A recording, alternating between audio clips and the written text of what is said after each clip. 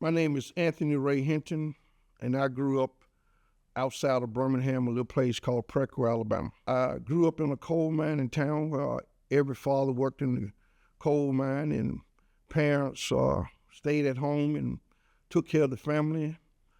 Life was good to me. I often tell people that I was poor and didn't realize that I was poor. And so life was fantastic. What can you tell me about your parents? Well, my father, as I stated earlier, worked in the coal mine, and a rock fell on him one day and he lost his mind. I was about 4 years of age at that particular time. And so my mother had to be my father as well as my mother. And there's no one that I feared more than my mother. She loved you unconditionally, but when she say do something, she meant do it. My mother just loved being a mother as well as being a good neighbor to all the kids in Preco. In 1985, July, it was the hottest day of July, it seems like, and I woke up that morning and didn't have a care in the world. And, life was good. My mother, about maybe 12 or 1 o'clock, had made some lemonade, and I came from outside into the kitchen to get a glass, and as I was pouring my glass of lemonade, my mother asked me, was I going to revival? And I said, yes, ma'am, we have revival in the South. And so as I was pouring this glass of lemonade, I poured it, filled my glass up, went outside and sat for a while, and I brought the empty glass back into the kitchen, and my mother was still in the kitchen, and she said, what time revival start tonight? And I said, 7 o'clock, Mama. And my mother looked at the clock on the wall, and she said, well, you got time to go out there and cut that grass. And I looked at my mom in disgust, and I finally looked up at her, and I said, Mama, I promise you I will cut that grass tomorrow. And my mother looked at me, and she said, I'm trying my best to see how did you get you'll cut the grass tomorrow out of me telling you to go cut the grass. And she looked at me that only she could look at me, and I knew exactly what it meant. And finally she looked at me and she said, boy, you better get out there and cut that grass. I goes outside, I fire up the old lawnmower, and about 20 to 25 minutes later, I just happened to look up, and there stood 2 white gentlemen that I never seen before. I cut the lawnmower off and I said, can I help you? And one of them replied, we're looking for Anthony Ray Hinton. And I said, that would be me. How can I help you?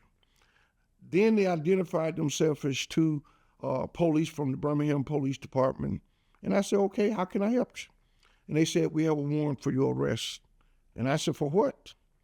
And one of them replied, we'll tell you that later, but right now we want you to put your hands behind your back. I complied. I put my hands behind my back. They put the handcuff on me and proceeded to put me in the police car. And I said, hold up, at least allow me the opportunity to go in and tell my mother I'm being arrested for something. And one of the detectives said, we can't let you go inside. We argued for about, I would say, 2 minutes, and finally the other detective said, let him go in and tell his mother he'd been arrested. I goes in and I show my mother the handcuff, and like any good mother, she began to scream and holler, what are those handcuffs doing on my baby? And then one of the detectives said, take him out while I stand here and talk to his mother. They carried me outside, and a few moments later, the other detective came and got in the car, and we proceeded to go to the Birmingham County Jail. And on our way to the county jail, I asked the detective, why am I being arrested? They never would say anything. And one of the detectives turned around and asked me, Anthony, do you own a firearm? And I said, no. I said, but my mother has an old Smith & Wesson firearm that she keeps the house for snakes. They dropped me off at a substation there in Dora, went back to my mother's house, told her that I had told them about a gun she had. She gave them the gun, they came back, they picked me up, and we proceeded to go to the county jail once again. And as they was driving, I kept saying, Detective, why am I being arrested? They never would say anything. I must ask these detectives at least 50 times, why am I being arrested? And Finally, on the 51st time, I asked, why am I being arrested? And finally, this seemed to set the detective off that wasn't driving. He turned around, he looked at me. He said, you want to know why we arrested you? I said, yes. He said, we're going to charge you with first-degree robbery, first-degree kidnap, first-degree attempted murder. I said, but I haven't done any of that. You got the wrong person. He said, let me tell you something right now. I don't care whether you did it or didn't do it. He said, but I'm going to make sure you found guilty of it. I said, for a crime I didn't commit? He said, you must have a hearing problem. Didn't I tell you I don't care whether you did it or didn't do it? And as we drove just a little bit farther, he turned back around and he said, there's 5 things that are going to convict you. Would you like to know what they are? And I said, yes. He said, number 1, you're black. Number 2, a white man is going to say you shot him. Whether you shot him or not, I do not care. He said, number 3, you're going to have a white prosecutor. Number 4, you're going to have a white judge. And number 5, you're going to have an all-white jury. And he said, do you know what that spells? And he repeated the word, conviction, conviction, conviction, conviction, conviction. And as we got to the county jail, they put me in this holding cell for about maybe 2 hours. Finally, he came and I said, detective, what date and what time did this crime take place? He looked in his folder, he told me the date and the time, and I said, thank Jesus. I said, thank you, God. I said that because I knew I was at work at that particular time, that particular day, and my supervisor was white. And I knew if you go out there and talk to my white supervisor, he would come back and say, Mr. Hinton, we made a mistake. You're free to go. I gave him all the information that I could give him. He left about 5 hours later. He came back and he said, I have good news and bad news. The good news is we're no longer going to charge you for first-degree robbery, first-degree kidnap, first-degree attempted murder. Your alibi checks out. You was at work. He said, but now we have decided that we're going to charge you with 2 counts of first-degree capital murder. I said, but Lieutenant, I haven't killed anyone. He said, you really need to do something about that hearing problem. Didn't I tell you on the way here I didn't care whether you did it or didn't do it? He said the same thing goes for these 2 new charges. I don't care. And as I sit there, stand there trying to tell this detective that I could never take a human being's life, he stopped me and he looked at me and he finally said, let me be honest with you. I truly believe you didn't do it. He said, but since y'all is always taking up for one another, take this for one of your homeboys who truly committed the crime. And with tears coming down my face, I looked at this detective and I said, detective, there's not a homeboy in this world that I would take a rap for like this. And I sit in jail for a year and a half. Finally, I go before a judge and he asked me, do I understand what I'm being charged with? Asked me, did I have a lawyer? Could I afford a lawyer? And I tell him no. He looks back in his courtroom. He called his lawyer up front, tell this lawyer that he wanted him to represent me on 2 counts of first-degree capital murder. Without even asking me my name, the first thing that lawyer says, he said, I did not go to law school to do pro bono work. I looked up at this lawyer and I said, sir, would it make a difference to you if I told you I was innocent? That lawyer looked at me for the first time and he said, the problem with that statement, all of y'all is always doing something. And the moment you get caught, you say you didn't do it. This is a lawyer that I had to believe that was going to represent me to the best of his ability. But that lawyer at that moment had showed me that he didn't care that I was innocent. Well, I went to trial and they convicted me on 2 counts of first-degree capital murder. For whatever reason, that day, that judge stood up and said, Anthony Ray Hinton, you have been found guilty by a jury of your peers, and it is the order of this court that I sentence you to death. And that judge had the audacity to say, "May God have mercy on your soul." The prosecution that day ran out and told the world that the day the state of Alabama got the worst killer that ever walked the streets in Birmingham. And perhaps he said it a little louder than he intended to say it, but he was overheard saying, "We didn't get the right nigger today, but at least we got a nigger off the street." And on December 17, 1986, I went to Alabama death row, where I would remain for the next 30 years of my life. Well, once I got there, I realized that the cell was a 5x7, smallest space I had ever been in my life. I looked around and there was nothing but a toilet and a bed that was mounted to the wall. I laid down the little things that I was able to bring with me. I put them on the bed and I sat on this bed. And I looked at this cell. And the first thing I did was I told my mind, I said, "Mind, I need you to make this cell as big as possible." And I bowed my head and I came up maybe 15, 20 minutes later and the cell looked like it was bigger than what it first was when I got there. And the second thing I told my mind, I don't know how long I'm going to be here, but I need you to erase the world that I once knew. And I need you to help me create a world where I can live here. When night came, as it was in the daytime, all you could hear was people hollering and screaming and talking. It seemed like everybody on the road was talking to one another or talking to somebody. And I realized very soon that you don't get any sleep. You just have to force yourself to sleep because they talk 24/7, 365 days. I kept laying there trying to figure out what had happened, what I had done so bad in life that I deserved to be in this hell that I found myself in. I don't think I went to sleep that night. I would just question God. To be honest with you, I was angry. I was angry with no one more than I was with God.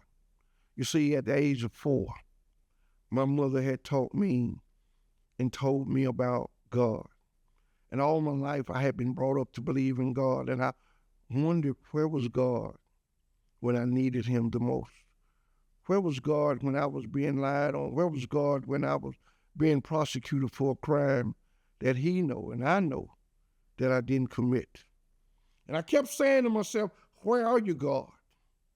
My mother told me that you can do everything but fail, and I felt that God had failed me. All night long, all I could think about was, where is this God?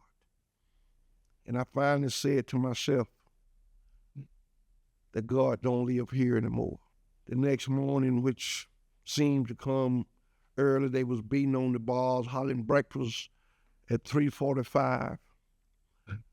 And I realized then that this is a place that have no structure, it have nothing but chaos. And every morning you ate at the same time. Every morning they gave you practically the same breakfast. And everything that they did went by days. You showered today, you don't shower again for another day or two. And so I had to just sit there and think, how can I survive this hell that I'm in? Well, when I first got there, to be honest with you, the lawyer had told me don't talk to no one about the case, and which I wasn't going to talk to anyone. But once I got there, I realized that I didn't belong there. And I was so angry with God, and I was so angry with everything that went on with this case that I decided that I wasn't going to talk to anybody. And the God asked me my name, and I would write it down. The God asked me where my address, and I would write it down. Everything somebody asked me, I just wrote it down. And this is how I was for 3 years. When my mother and my best friend Lester came to see me, I wouldn't talk to them. I would just mumble something where they could hear it. Like, for instance, my mother would say, "Are you okay?" And I would just say, "Mm-hmm." And this is how I was for 3 long years. I just couldn't get over the anger. I can't express enough how I felt sitting in a 5x7 there for something that I know I didn't do. And of all the people in the world that had the opportunity to fix it was the God that I believe in, and he hadn't fixed it. And so I just decided that I would just stay to myself and learn to deal with whatever was coming my way. Approximately at 1 o'clock in the morning, going into the 4th year, I woke up to the sound of a grown man crying. And believe it or not, my mother had taught me compassion. My mother told me that no matter what one does in life, they still deserve compassion. And she would give me an example. She said, "You do things all the time. I whooped you, but I still love you." And she said, "No matter what you do, I will always love you. And I always want you to realize that when someone else does something, they still deserve love and compassion." And when I heard this grown man crying, I got out of my bed and I went up to the bars and I said, "Sir, do you need me to call and get the officer back here?" It took this man a while to reply, because you got to realize I had lived by him for 3 years and haven't never asked him his name, where he was from, or nothing. And finally, he responded. He said, "No, I just got word my mother died." And when he told me that, my heart just broke. And I sat back on that bunk bed and I said, "Sir, if I can do anything for you, just let me know." And I said, "I'm so sorry that your mother passed." And as I was sitting on that bunk bed, I realized that my mother was still alive. And I realized that I was still alive. And I realized for the last 3 years, I had gave the state of Alabama more than I intended to give them. And I had gave them my joy. And so for 3 years, I didn't laugh, I didn't talk. And I had decided at that moment, I was going to enjoy the rest of my life, regardless of me being on death row or not. I was just going to enjoy it. I was allowing the state of Alabama to take the joy that I had. The joy that the world didn't give it to me and the world couldn't take it away, but I was giving it back to the state of Alabama. And I decided that I would take my life back. And by that I mean I decided that I would live a life of fullness. I used my mind like I had never used it before. I played baseball in my cell, and I imagined playing for my beloved Yankees. I played basketball for my pathetic Knicks. I played Wimbledon 5 straight years. I played the likes of Nadal, Federer, and I beat them every year in Wimbledon. I won Wimbledon in my mind for 5 straight years. And the only thing that I regret to this day, that Wimbledon have yet to send me my Rolex watch for winning. And so I took my life back. I began to laugh. I began to get other men to laugh. I began to show them and tell them that we may not be what we should be, but as long as we're here, we got a right to have a fruitful life. And every day, I tried to make someone laugh, and every day, I tried to make someone understand that we didn't have it as bad as we thought we might have it. And that's how I live my life every day. Books have always been an escape for me. Even when I was in the free world, I loved to read books. And once I got to Alabama death row, the only thing that they would allow you to have was a Bible.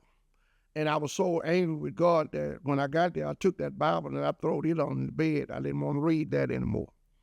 And so when I came up and began to live life again, I remember asking, "Do anybody have a book I could read?" Finally, the warden allowed us to have books from the law librarian. I would read whatever I could get my hands on. I read the books like Your Blues Ain't Like Mine, Go Tell It on the Mountain, To Kill a Mockingbird. And reading have always just made me feel free. And so I decided that after being there, we had nothing to do. Everything, every day was the same. And so I wrote the warden and asked him, could I make an appointment to come see him? And I wanted to talk to him about starting a book club. And I went up to his office and I said, Warden, I would like to talk to you about starting a book club. And I told him that I would like 14 men to be in the book club. He asked me, well, where were you going to get this book from? And I said, I would get my friend Lester to send me the book, and I have them sent to you where you can go through the book to make sure no contraband in them. And I would like to meet once a month in the law library if it's okay with you. And he looked at me and he said, what are y'all inmates trying to get up on me? I said, Warden, you know my record. Since I've been here, I haven't given you nor your staff 1 ounce of trouble. I just believe that if I could get these men to read books, they would stop tearing up the cell, they would stop tearing up the sink and the commode, and they would stop tearing the bed off the wall, and it would be profit for you as well. And he told me to let him think about it. About 2 to 3 weeks later, he sent for me and he said, I'm going to let you have your book club, but I'm only going to allow you 6 men in your book club. And so I had to pick the 6 men that I wanted in my book club. But there was 2 particular men that I wanted, and one of them being a Ku Klux Klansman. I wanted him in my book club. And so I named these 6 men, and I got my best friend Lester to send me the books. And the first book that I wanted them to read was by James Baldwin, Go Tell It on the Mountain. And we read that book, and I told them before they read the book, there is no right answer, there's no wrong answer. Everybody that read a book gets something totally different from the book. But I want you to be able to stand up and tell what you got out of the book, what impressed you about the book, what does the book mean to you. And so when we got to reading James Baldwin, we met, and every one of those men got up and stood up. What made me really want this book club, I realized something. There was 200 men on Alabama death row, and only 5 of us had a high school diploma. And I would ask these other men, what grade did you drop out of school? And every one of them dropped out in the 7th and 8th grade. And I asked, who let you drop out in the 7th and 8th grade? Did your mama not know that you wasn't going to school? And everyone would tell me, my mom was too busy getting high. I said, but didn't the teacher come and tell your mom you wasn't coming to school? And they would say, the teacher didn't care. Nobody cared that I wasn't going to school. I took to the streets. School, I was just another number, and I was one person that the teacher didn't have to worry about. And I felt sad, and I decided then that's when I really wanted to do this book club. And I wanted to teach them to read. Some of them couldn't read, and some of them barely could read, but I knew we could do it. And so when we had our first book and we talked about it, every man was so excited to stand up and tell something about that book. But nobody was more ready to stand up. Henry Francis Hayes had wrote 6 pages from that book, and he wanted to discuss that 6 pages with the rest of us. And he stood up and told us everything that he got from the book. And so after that, we read more books, and I got the fact that the men, had they had someone in their life to care about them, had they had a system of the education department cared enough to teach them, to show them how fun books could be, to show them that books can take you away from you, regardless of what environment you're in.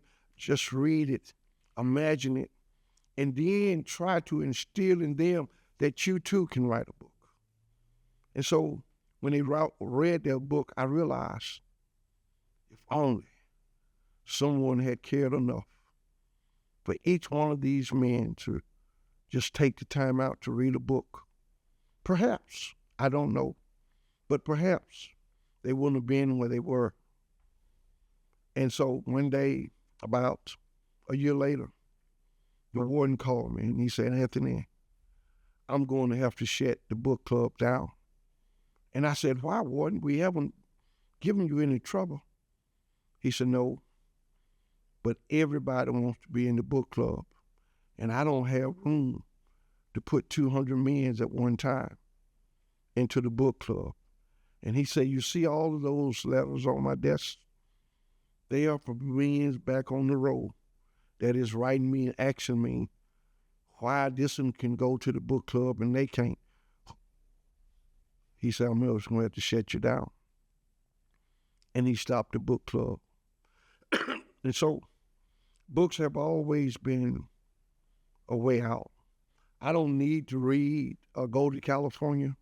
Just give me a book and let me read about California. And I can imagine what it's like. And that's what I got every man that in the book club to try and just visualize what they had read and what the author was trying to do.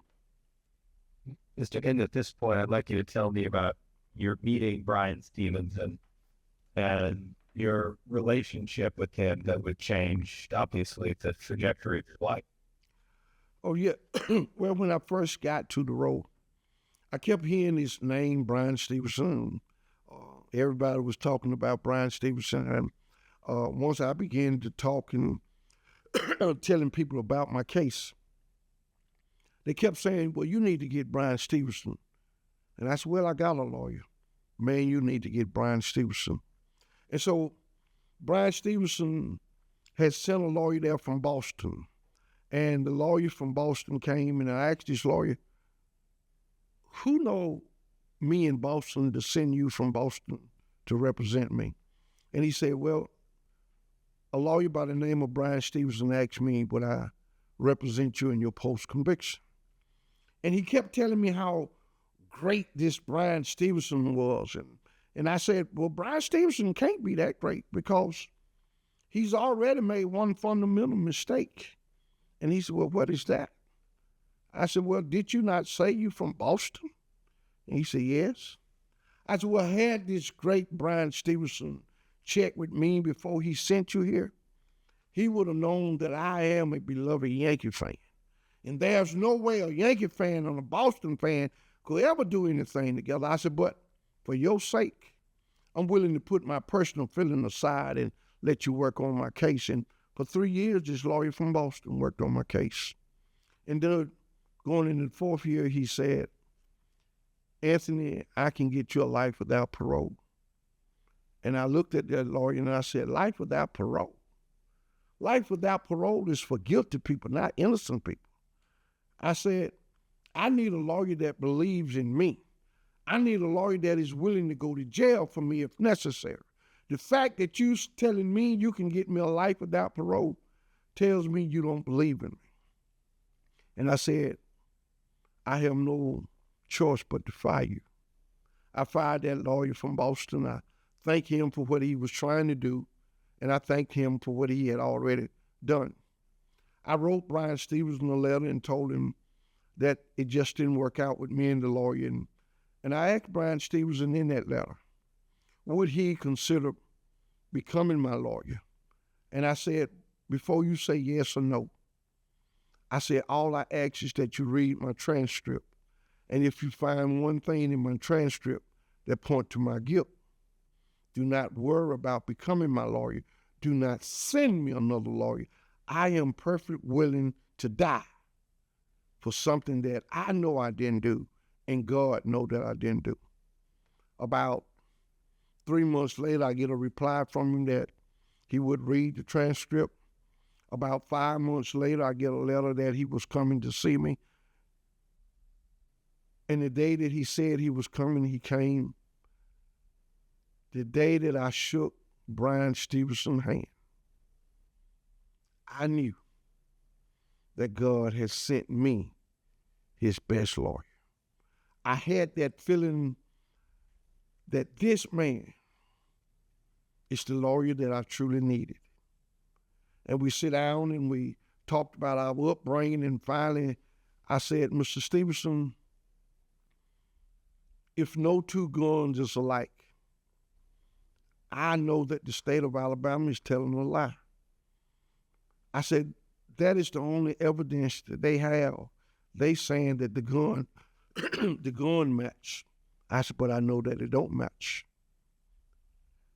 And I looked at Mr. Stevenson and I said, I need a favor.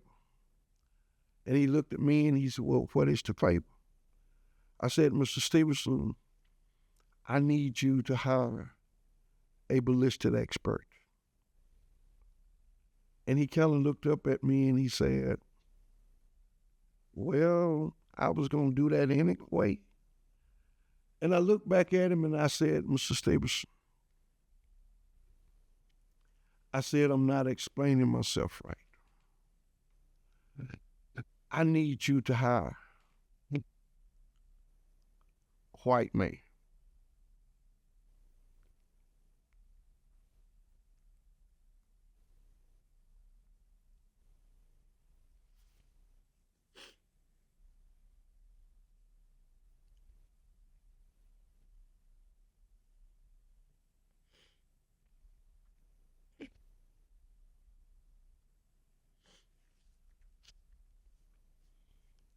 And I said,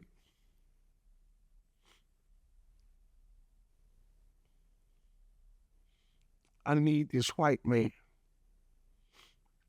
to be from the South. And he asked me, why did he have to be from the South? And I said, I lived in the South all my life. In the South, will only recognize one of their own. I said, you can go out and get the best white female in the country. Her word is no good on the witness stand in the South. And Mr. Stevenson, it definitely cannot be a person of color. He has to be a white Southern man. And I need him to be the best of the best. I need him to just tell the truth. There I was on death row, fighting for my life. And I got to worry about what race, what gender a person is to help save my life. Mr. Stevenson told me that he would do his best to try and find that Southern white man that I had requested. He left that day, and about 3 months later, the guards tell me to call my attorney. I called him and he informed me that he found 3 other world-renowned experts. He said 2 of them live in Texas and 1 of them live in Virginia. And he said, they are the best in the country. He said, but I need to inform you that these 3 men have never testified for the defense. They only testify for the prosecution. He said, in other words, these men put men on death row. They have never testified to get one off of death row. He said, are you sure that these are the men that you want? And I said, Mr. Stevenson, did you ask them would they just tell the truth? And he said, each one assured me that they would tell exactly what the evidence shows. And I said, if you can hire those 3 men, hire them. He hired them, and they came to Alabama on 3 separate occasions. each one of them tested the gun. When the last one had tested the gun, they finally got together and told Mr. Stevenson that the state of Alabama had made a mistake. The gun did not match. It did not even come close to matching. They had even tried to manipulate the gun to make it match, and it still wouldn't match. We took this new evidence to 3 attorney generals, and they all refused to re-examine the bullets. And it took Bryan Stevenson along with the crew at EJI 16 long years to finally win my freedom. But in that 16 years, I never met a more honest, a more dedicated, a more man that believed with every fiber in his being that he was put on this earth to serve the poor. And out of those 16 years, not only did I gain a lawyer, but Bryan Stevenson is my friend. He's my brother. I love him and I respect him more than any man that I can think of. April the 3rd, 2015 was a day that I will always remember.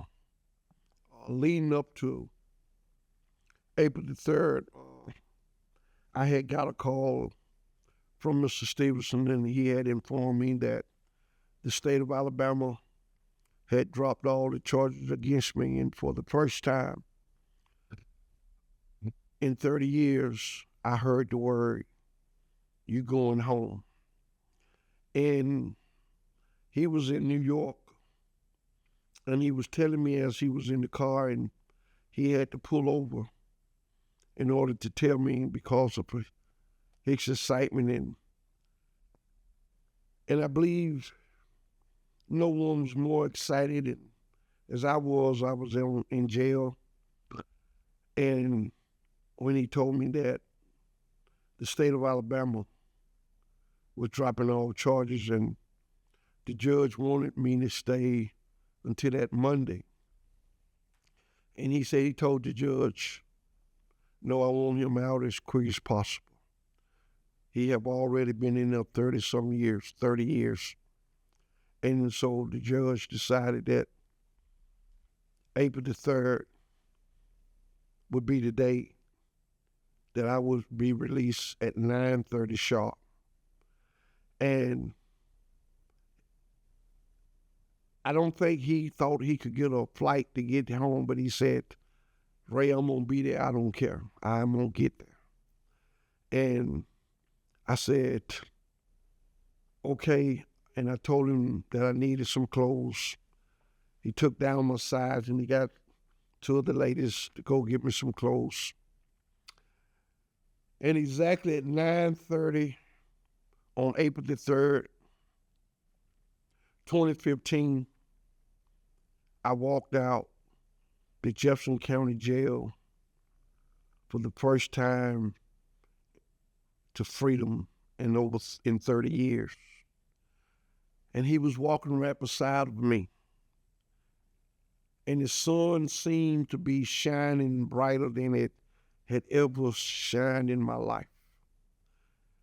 And I looked up at it, and it's kind of blinded me.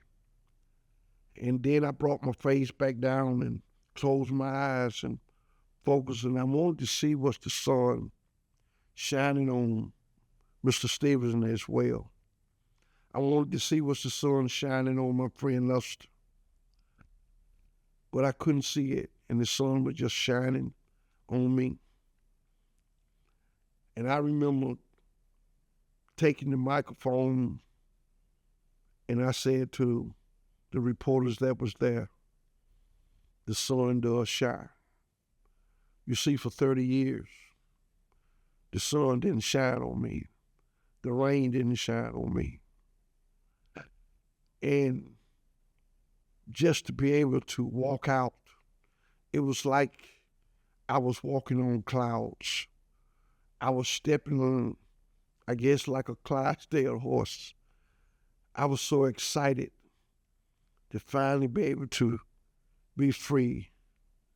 But in the same as being free,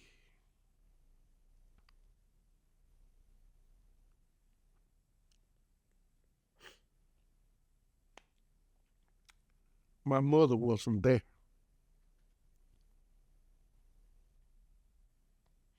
To see me walk out. And it was like bittersweet. For I had wanted my mother to be there because I had told her that I was coming home. And she just didn't survive that long. And I felt cheated, but I also was thankful that Bryan Stevenson stayed with me through it all for 16 long years.